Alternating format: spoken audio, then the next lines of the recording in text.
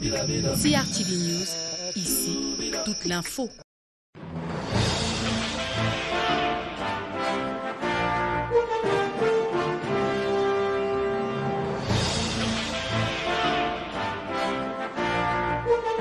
Welcome to GLOBEWATCH with me, Charles Obune. At least 1 billion weapons are in circulation globally illegally, especially small and light weapons, according to the Small Arms Survey conducted back in 2018. Roughly 340 million of such weapons are in the hands of individuals in the country like the United States of America. And out of that number, roughly 860 million of them are owned by individuals globally, constituting a major threat to peace and security, according to the United Nations Disarmament Commission. What is the situation of the circulation of small and light weapons in a continent like Africa, afflicted with so many wars? My guest today is a former general of the Sudanese police, today serving as the executive secretary of the Great Lakes Small Arms Center.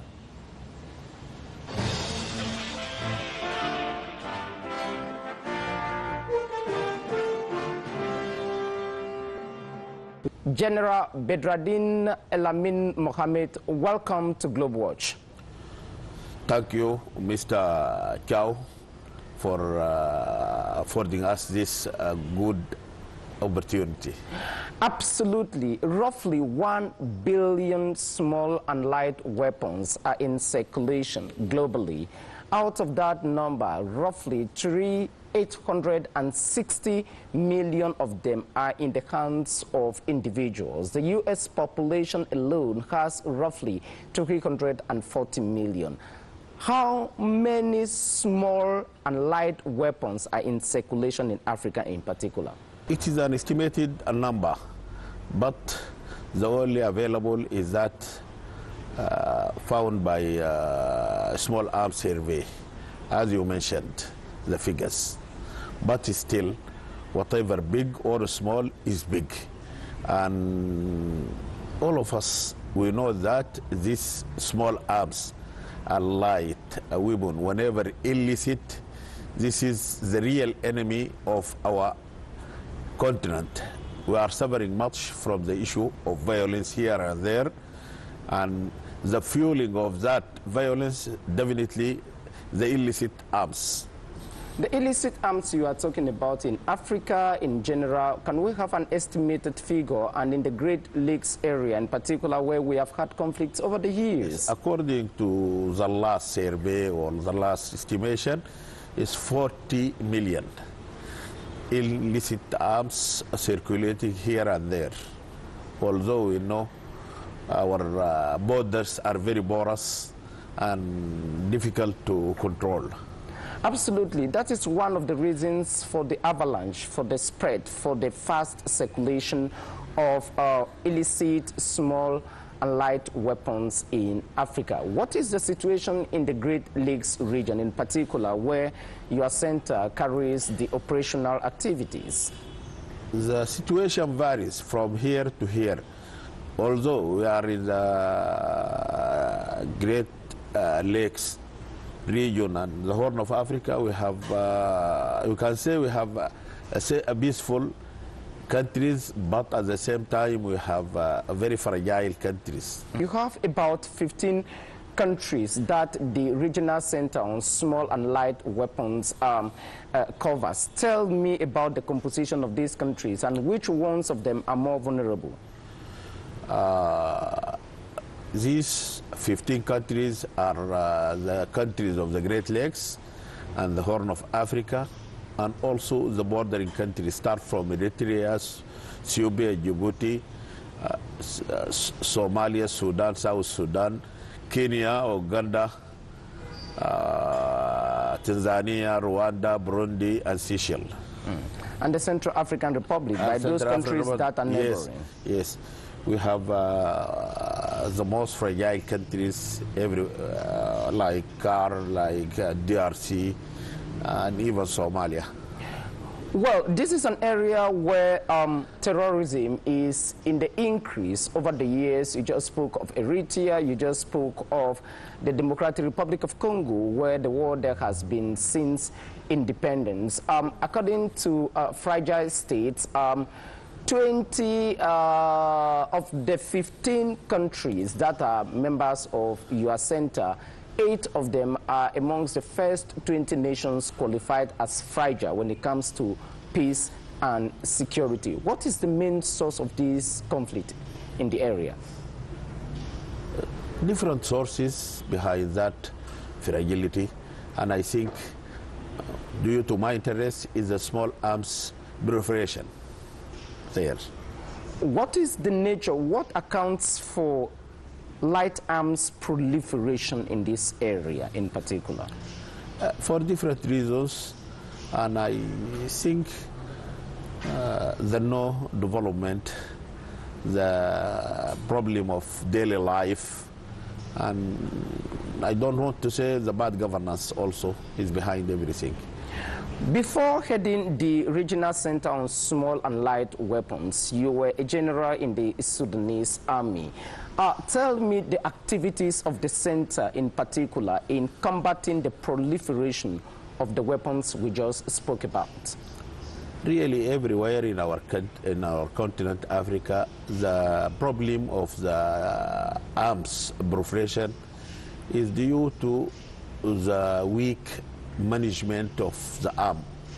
And for that, our regional center work on the control and management of the state arms. That is to say, there is a lot of leakage in our management of or control of small arms from the state arms itself, and this is the real source of proliferation.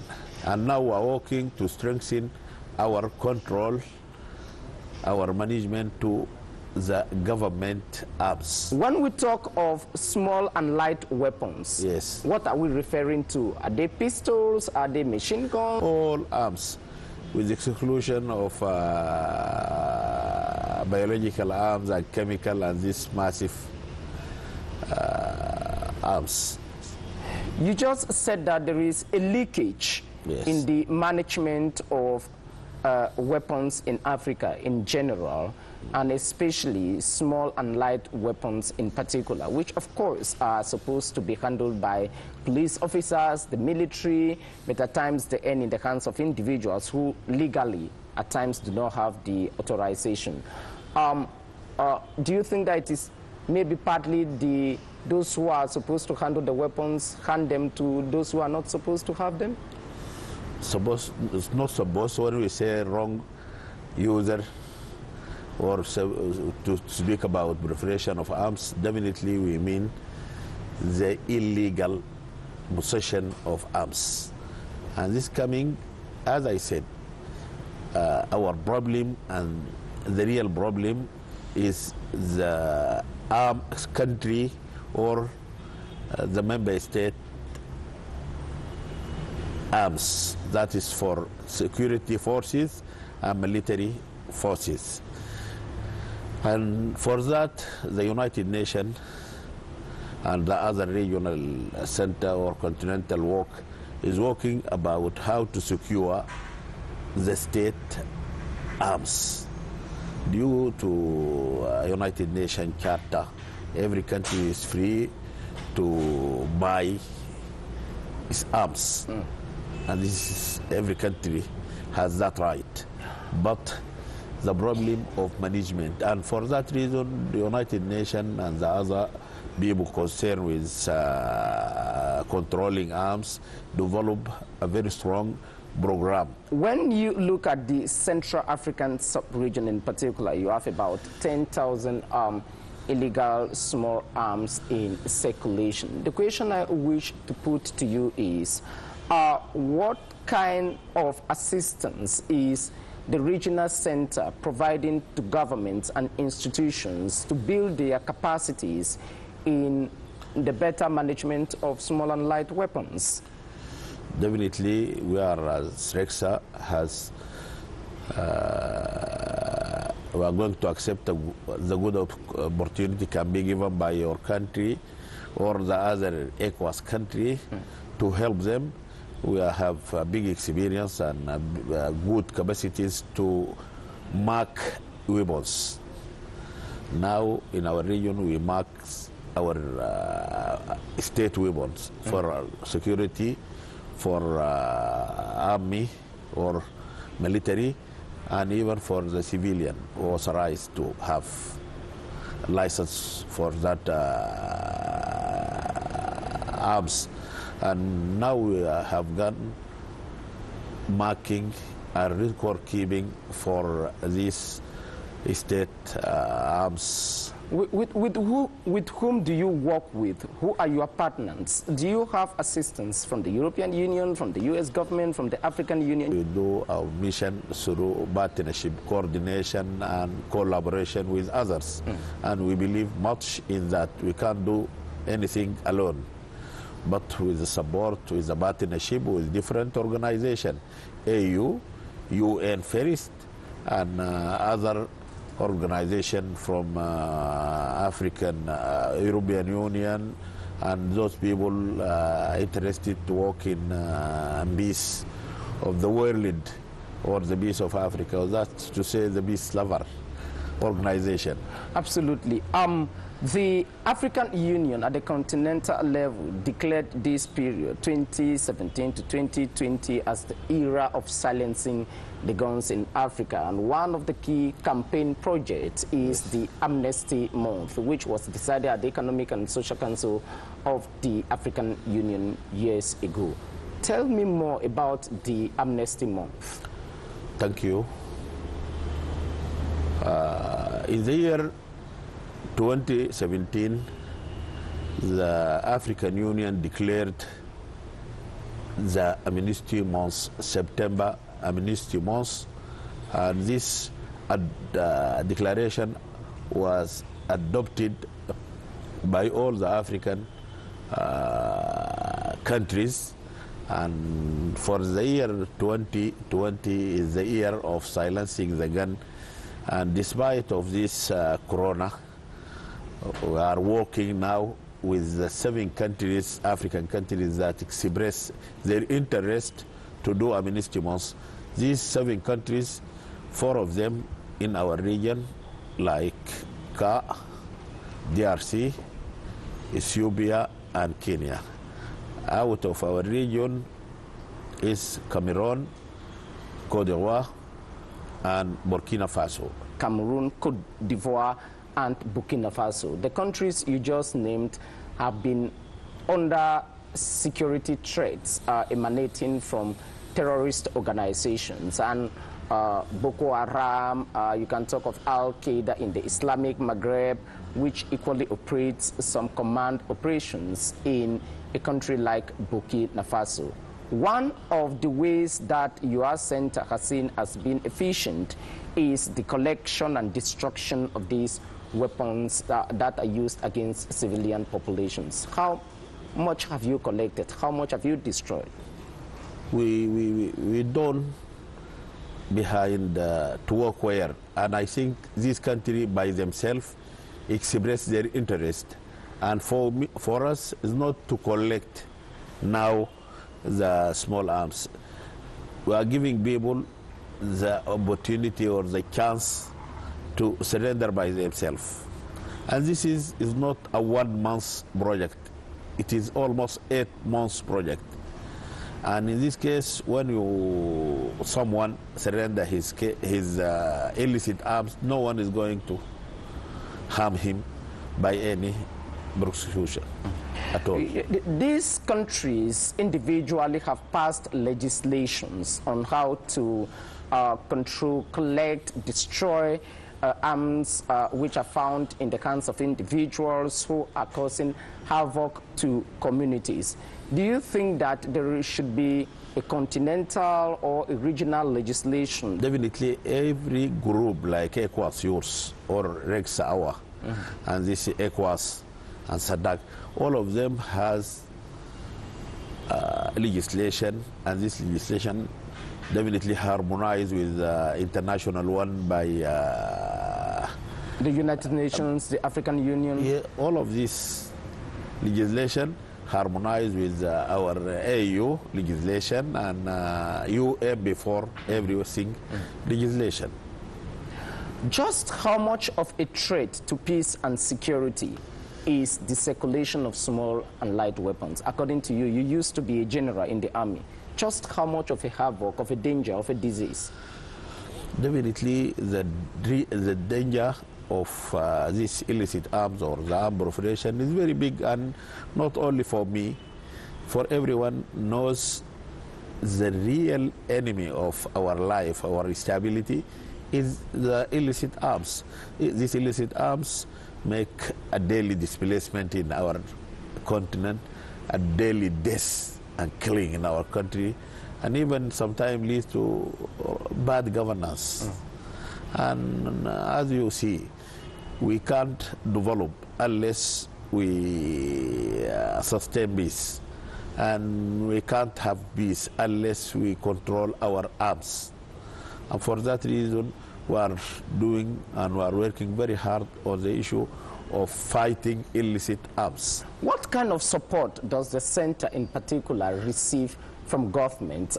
You operate in an area where you have strong leadership of people like Paul Kagame of Rwanda, Yoweri Museveni of Uganda, and others, Kenyatta of Kenya. What kind of support do you have from governments and institutions? We have, we are receiving contribution of each of our member states.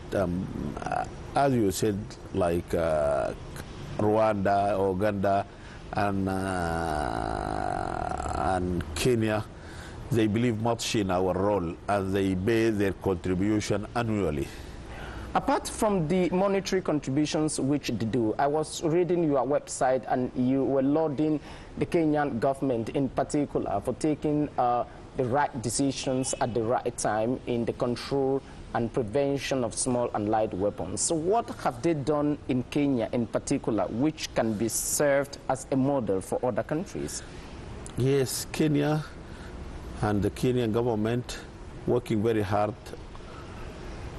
communicating with us in the issue of fighting these small arms, and they know the value of our region, our regional center, and they believe in... Because this is the region where Al-Shabaab operates, and most of these weapons they are ends in the hands that. of the But terror fortunately organization. now, Kenya, one of the peaceful country, and the national security level in Kenya now raised up, and it's very good compared to the ancient time. You are equally operating in the Horn of Africa. You have Ethiopia, Somalia, and other countries. When you compare those two minute geographical areas, where is the danger more in terms of small arms illicit circulation? Let us agree that these small arms like sand travel from here to there, and whenever arrived, problems created. Now I think East Africa generally is getting better, and also now the Horn of Africa, with the exclusion of Somalia, is going well. I think there is a good situation in Eritrea, in Sudan, in Ethiopia, in Djibouti. They are very stable and now getting better daily. The fragile country in our region, the Horn of Africa, is, you can say, Somalia, considered as one of very fragile, and South Sudan now is getting better. DRC still we have a problem in the East region, and we are working now. We have a team in the East. In areas like Goma, Ituri, yes, Goma, Kivu, Kivu, Kisangani. Yes, we are marking arms there. We are doing a lot of programs there with the support of WRA. Since 2017 that the African Union launched the Amnesty Month, in in an effort to silence the guns in Africa, including small and light weapons. What kind of evaluation do you make? How have you seen? Is there anything that has been achieved significantly? I can say that, but still, I think we are still starting our work, and not only we in that region, even our brother here in West Africa, ECOWAS, are doing and are working very hard on the issue. You are very much aware that the illegal circulation of these weapons fuels the drug cartel business and piracy on the Gulf of Guinea, where Cameroon, Equatorial Guinea, Nigeria are found the main access to the Atlantic Ocean for most commercial activities. Just how crucial will the launching of the Amnesty Month in Yaoundé be in this fight? Definitely, everyone knows that it is the first threat to the continental security or individual country security is the small arms proliferation. And now, in the past, our efforts was very difficult, and now our job is facilitated everywhere where we go to any country, and even people now in our member state run about our services. Now we are in the past we are doing some efforts, but now change to services, and every country of our member state run to catch some of our services, like this program that control arms that fight illicit arms in the region. And even with African Union, sometimes we can implement everywhere, because African Union consider us as implementing partner. One last question. What do you think is the greatest challenge to preventing and controlling illicit arms circulation on the continent? Really, back to the very important program of PSSM, we want first to mark all the state arms. In order, when you have one illegal piece caught by security bodies or law enforcement agency, now we are going to know from where this piece of firearms. Our marking start with the indication of our organization, and then the country, and within the country, military or security or civilian, like the car plate, traffic plate, and build our database, record keeping. This, I think, is the very important step we have to do in all our Africa. And then also we have to train all our forces, whether it's security or military, how to manage their control, control their state arms, government arms. Finally, you used to be a general in the Sudanese army. Not army, I'm police. Police? Yes. The Sudanese society has changed so much over a year now. When you look at Sudan today, a year after the years of Omar al-Bashir, what do you say? Now Sudan signed agreement, peace agreement with all the fighting groups before, and now I'm expecting Sudan to have a peaceful life.